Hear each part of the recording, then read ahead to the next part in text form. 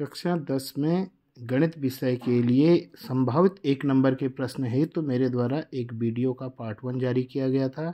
इसके पार्ट 2 के तहत जो छूटे हुए चैप्टर हैं उनमें 1 नंबर से क्या क्या प्रश्न पॉसिबल आपके हो सकते हैं। जैसे आपका निर्देशांक ज्यामिति अध्याय 7 है, इसमें आपका 1 नंबर में एक प्रश्न 2 बिंदुओं के बीच की दूरी पूछा जा सकता है। बहुत महत्वपूर्ण प्रश्न है। दूरी सूत्र इसमें लगेगा। या मूल बिंदु के निर्देशांक क्या होते हैं, 0,0 होते हैं, आप जानते हो। या मूल बिंदु से 3 मात्रक बाईं ओर स्थित बिंदु के निर्देशांक क्या होंगे, आप जानते हो, -3,0 इसका आंसर होगा। किसी भी तरीके से प्रश्न आपका वैल्यू चेंज करके भी पूछा जा सकता है। बिंदुओं 5,x और -3,2 को मिलाने वाले रेखाखंड का मध्य बिंदु आपको दिया गया है, तो x का मान ज्ञात कीजिए। तो आप जानते हो मध्य बिंदु के निर्देशांक x1 + x2/2 and y1 + y2/2 है। इसके आधार पर हम x का मान निकालेंगे। इसके बाद जो आपका अध्याय 8 है, त्रिकोणमिति का परिचय है। कई बार इस चैप्टर से 1-1 नंबर के 2 प्रश्न भी पूछे जाते हैं। जैसे यहाँ पर जो आपका सिंगल मार्क्स का जो क्वेश्चन पुटअप हो सकता है, sin θ = 3/5 आपको दिया गया है, तो कोसेक थीटा का मान पूछा गया है। आप जानते हो sin θ और कोसेक थीटा एक दूसरे के अपोजिट होते हैं, तो sin θ 3/5 है, तो कोसेक थीटा 5/3 होगा। इसी प्रकार tan का अपोजिट cot होता है, तो tan दिया है तो cot निकालने के लिए भी हम उसका उल्टा कर लेंगे, और sec का उल्टा कोसेक होता है। इसको हम डायरेक्टली लिख सकते हैं। और बाकी कुछ प्रश्न ऐसे भी होते हैं जिसमें हम पाइथागोरस प्रमेय से तीसरी वैल्यू निकालेंगे और फिर LAL/KKA का फॉर्मूला अप्लाइड करके वैल्यू निकाल लेंगे। इसमें एक प्रश्न आपका कॉम्प्लीमेंट्री एंगल यानी पूरक कोण के अनुपात से भी tan 42/cot 45 का मान क्या होगा। तो इसमें पूरक कोण हम लगाते हैं। इस प्रकार का अगर अपॉन में वैल्यू होती है तो ऐसी कंडीशन में हमेशा इसका उत्तर 1 आता है। और यही चीज़ अगर tan 42 - cot 48 होता है तो इसका मान हमेशा 0 होता है। अगला क्वेश्चन है sin 30 cos 60 + cos 60 sin 30 का मान क्या होगा। तो यहाँ पर आपने ट्रिग्नोमेट्री वैल्यू पढ़ी है, 0, 30, 45, 60 और 90 के लिए उसकी वैल्यू रखोगे और इसका आंसर निकालोगे।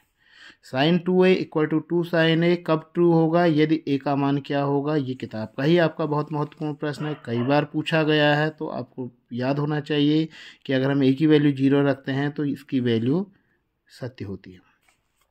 9 sin² θ + 9 cos² θ का मान क्या होगा। अगर इन दोनों में 9 है, अगर मैं 9 कॉमन लेता हूं तो ब्रैकेट में आपका sin² θ + cos² θ होगा, जिसकी वैल्यू हम जानते हैं 1 होती है, तो 9 × 1 = 9 इसका आंसर होगा।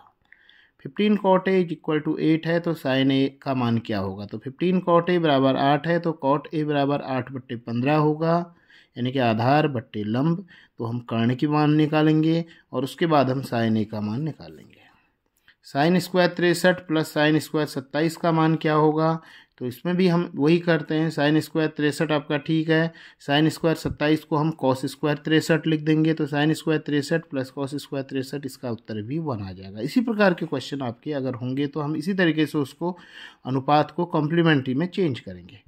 1 - tan² 45/1 + tan² 45 का मान क्या होगा। 1 - tan 45 का मान 1 होता है, तो 1 - 1 का स्क्वायर यानी 1 1 - 1 0 हो गया, अपॉन 1 + 1 2 हो गया, यानी कि 0/2 यानी कि 0। इसका उत्तर 0 आएगा। ये किताब से रिलेटेड आपके क्वेश्चन मैंने लिए गए हैं। इसके बाद जो अगला बहुत महत्वपूर्ण चैप्टर जहाँ पर 1 नंबर का प्रश्न आपका जरूर पूछा जाता है, यहाँ पर 1 नंबर की पॉसिबिलिटीज आपके पास बहुत ज़्यादा होती है, वृत्त वाला चैप्टर।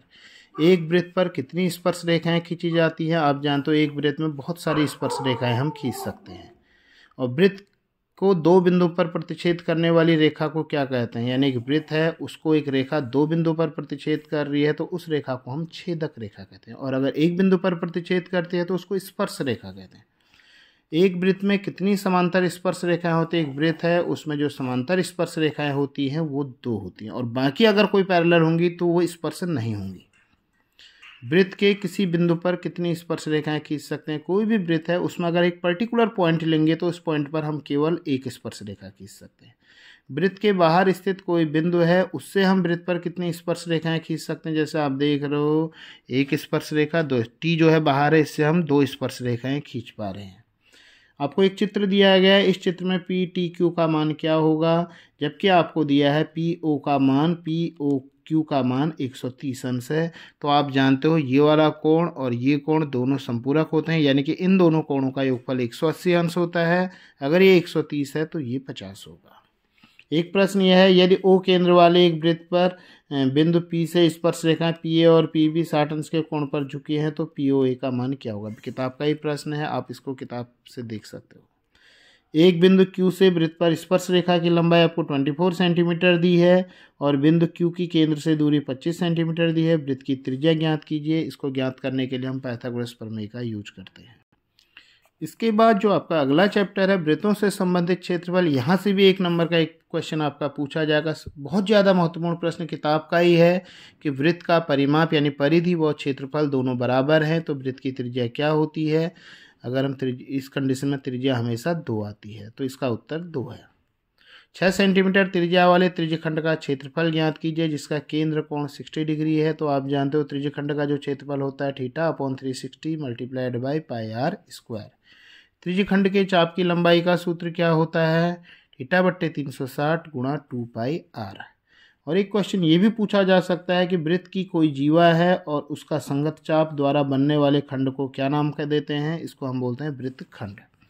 इसके बाद आपका अध्याय 13 है पृष्ठीय क्षेत्रफल और आयतन। यहाँ पर जो क्वेश्चन आपका 1 नंबर में पुटअप हो सकता है वो ये हो सकता है कि समान आधार व समान ऊंचाई वाले बेलन व शंकु के आयतनों का अनुपात क्या होगा।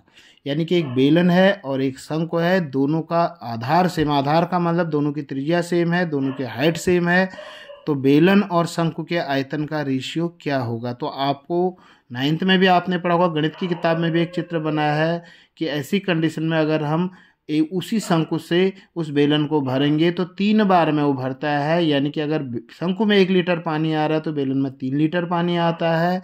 तो पहले बेलन कहा जा रहा है फिर शंकु कहा जा रहा है, तो इनका रेशियो हो जाएगा 3:1। अगर पहले शंकु कहेंगे फिर बेलन कहेंगे तो इसका उत्तर होगा 1:3।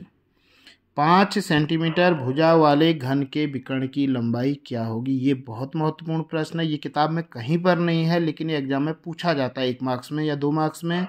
तो घन का जो विकर्ण होता है उसका जो फॉर्मूला होता है भुजा वर्गमूल 3। तो अगर घन की भुजा 5 सेंटीमीटर है तो घन का जो विकर्ण होगा 5 वर्गमूल 3 होगा। यहाँ पर आपका 1 नंबर का ये प्रश्न भी हो सकता है, 14 सेंटीमीटर त्रिज्या वाले गोले का पृष्ठीय क्षेत्रफल क्या होगा। तो गोले का पृष्ठीय क्षेत्रफल आप जानते हो 4πr², तो उसकी वैल्यू रख दोगे त्रिज्या की। एक गोले और एक अर्धगोले का कुल यानी कि संपूर्ण पृष्ठीय क्षेत्रफलों का अनुपात क्या होगा। गोले का कुल पृष्ठीय क्षेत्रफल 4πr² होता है और अर्धगोले का कुल पृष्ठीय क्षेत्रफल 3πr² होता है। πr² से πr² कट गया, 4/3 यानी कि 4:3। ये भी एक प्रश्न किताब का ही है, 1 नंबर में कई बार पुटअप हो सकता है कि 10 सेंटीमीटर भुजा वाले घनाकार ब्लॉक के ऊपर एक अर्धगोला रखा है।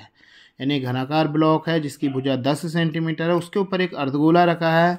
तो अर्धगोले का अधिकतम व्यास क्या हो सकता है। तो इस कंडीशन में हम जानते हैं अर्धगोले का जो अधिक से अधिक बड़ा से बड़ा जो व्यास होगा वो घनाकार ब्लॉक की भुजा के बराबर होगा, तो वो 10 सेंटीमीटर होगा। ये एक बहुत महत्वपूर्ण प्रश्न किताब में नहीं है लेकिन उत्तराखंड बोर्ड परीक्षा में पूछा गया कई बार। एक कमरे की लंबाई, चौड़ाई और ऊंचाई आपको दी गई है। 6 मीटर लंबाई है, 5 मीटर चौड़ाई है, 3 मीटर ऊंचाई है। तो उस कमरे में अधिकतम कितनी लंबाई की लकड़ी रख सकते हैं। तो हमसे पूछा जा रहा है उस कमरे में हम सबसे लंबी कितनी लंबी लकड़ी रख सकते हैं। तो ये जो कंडीशन बनेगी आप कमरे के हिसाब से देखोगे तो हम कमरे का जो टॉप का एक कॉर्नर होगा और बॉटम का एक कॉर्नर होगा, अपोजिट कॉर्नर, उतनी लंबी लकड़ी रख सकते हैं। उसको हम बोलते हैं घनाभ का विकर्ण, और घनाभ के विकर्ण का फॉर्मूला होता है वर्गमूल L² + B² + H², यानी वर्गमूल 6 का वर्ग + 5 का वर्ग + 3 का वर्ग। सांख्यिकी से भी आपका 1 या 2 नंबर का 1 नंबर का क्वेश्चन बनेगा। 1 नंबर के 1 या 2 क्वेश्चन पूछे जा सकते हैं। बहुत महत्वपूर्ण प्रश्न, प्रथम 10 धन पूर्णांकों का माध्य क्या होगा। यानी कि 9th लेवल के बेस पर क्वेश्चन है। माध्य बराबर होता है आंकड़ों का योग बट्टे आंकड़ों की संख्या। तो पहली 10 संख्याओं का योग होता है 55/10, 55/10 यानी 5.5। एक प्रश्न ये है निम्न आंकड़ों का बहुलक क्या होगा। तो बहुलक आप जानते हो जो सबसे ज़्यादा बार आ रहा है वो बहुलक है। अगर कोई 2 अंक सबसे ज़्यादा बार आ रहे हैं तो दोनों बहुलक होते हैं, क्योंकि हम जानते हैं अवर्गीकृत आंकड़ों के बहुलक 1 से अधिक भी हो सकते हैं। यदि आंकड़ों का माध्य और बहुलक आपको दिया है, माध्य दिया है, बहुलक दिया है, तो इसका माध्यक ज्ञात करना है। तो यानी कि माध्य, माध्यक और बहुलक में से 3 चीज़ों में से 2 चीज़ें आपको ज्ञात हैं। तो इसी चीज़ ज्ञात करने के लिए हमेशा हम इस फॉर्मूले का यूज करेंगे, बहुलक बराबर 3 गुणा माध्यक माइनस 2 गुणा माध्य। एक क्वेश्चन आपका 1 नंबर का ये भी बन सकता है, यदि आंकड़ों 5, 7, 2x, 10, 8 और 4 का माध्य 7 है तो x का मान ज्ञात कीजिए। तो यहाँ भी हम वही करेंगे, आंकड़ों का योग बट्टे आंकड़ों की संख्या बराबर माध्य। अब माध्य की जगह हम रख देंगे 7 और बाकी इन सबको जोड़ के अपॉन जितनी संख्या 1, 2, 3, 4, 5, 6 अपॉन 6 इक्वल टू 7 करेंगे तो हमारा हल करने पर x का मान आ जाएगा। एक आपका दिया गया आंकड़े आपको दिए गए हैं, इनका माध्यक ज्ञात करना है। तो माध्यक ज्ञात करने के लिए सिंपल सा तरीका यह है, फॉर्मूला भी है लेकिन फॉर्मूले की बजाय आप ऐसा करिए, इन आंकड़ों को एक क्रम में रख दीजिए, आरोही क्रम में रखिए और आरोही क्रम में रखने पर जो बीचों बीच में आने वाला अंक होता है वही माध्यक होता है। और अगर बीचों बीच में 2 अंक आ रहे हैं, कई बार ऐसा भी होता है बीचों बीच में 2 अंक आ रहे हैं, तो उनका माध्यक उन दोनों संख्याओं को जोड़ के 2 से भाग कर देते हैं। प्रायिकता से आपका 1 नंबर के 1 या 2 क्वेश्चन पूछे जा सकते हैं। बहुत महत्वपूर्ण प्रश्न आपको दिया जाता है, जैसे एक क्वेश्चन बहुत महत्वपूर्ण है, PE नहीं बराबर 0.995 है तो PE ज्ञात करना, यानी किसी घटना के होने नहीं होने की प्रायिकता आपको दी है, उस घटना के होने की प्रायिकता ज्ञात करनी है। ये इस फॉर्मूले से बनेगा, PE प्लस PE नहीं इक्वल टू 1। अगर आपको एक दिया गया है दूसरा निकालना है तो हम उसको निकालने के लिए 1 में से इसको घटा देंगे। असंभव घटना की प्रायिकता 0 होती है, बहुत ज़्यादा पूछा जाने वाला प्रश्न है। निश्चित घटना की प्रायिकता 1 होती है, 9th लेवल के क्वेश्चन है, 9th या 10th में भी हैं। एक सिक्का उछालने पर टेल आने की प्रायिकता यानी पट आने की प्रायिकता 1/2 होती है। इसी प्रकार हेड आने की प्रायिकता भी यही होती है। किसी प्रयोग की सभी प्रारंभिक घटनाओं की प्रायिकताओं का योग कितना होता है, 1 होता है। निम्नलिखित में से कौन सी प्रायिकता हो सकती है। अब आप जानते हो प्रायिकता क्या होती है, प्रायिकता की जो वैल्यू होती है 0 या 0 से अधिक होती है, 1 या 1 से कम होती है। तो ये 1 से कम है, नेगेटिव है, तो ये प्रायिकता नहीं हो सकती है। 5/4 1 से बड़ी है, ये भी नहीं हो सकती है। 15% का मतलब 15/100 ये 1 से छोटी है, ये हो जाएगा इसका उत्तर। 150/100 ये 1 से बड़ा है, ये नहीं होगा। तो यानी कि जो प्रायिकता होगी वो 1 से छोटी होगी, यानी उसका जो भिन्न होगा उस भिन्न का अंश छोटा होना चाहिए और हर बड़ा होगा तो वो प्रायिकता होगी।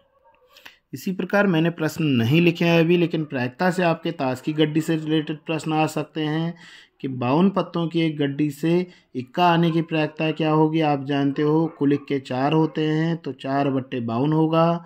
फेस कार्ड आने की प्रायिकता, कुल फेस कार्ड यानी तस्वीर वाले पत्ते 12 होते हैं, 12/52 होगा। तो प्रायिकता से भी आपके सिंगल मार्क्स के क्वेश्चन बनेंगे। तो इस प्रकार मैंने ये 2 वीडियो आपके लिए बनाए हैं। तो आप इन 2 वीडियो के द्वारा, मुझे लगता है लगभग इसमें मैं आपको 70 क्वेश्चन तक कवर कर चुका हूं। तो मुझे लगता है कि इन 70 क्वेश्चन से ही आपके करीब 14-15 प्रश्न आपके बनेंगे और उम्मीद करता हूं कि आप इनको देखोगे और एग्ज़ाम में अच्छे नंबर लाओगे।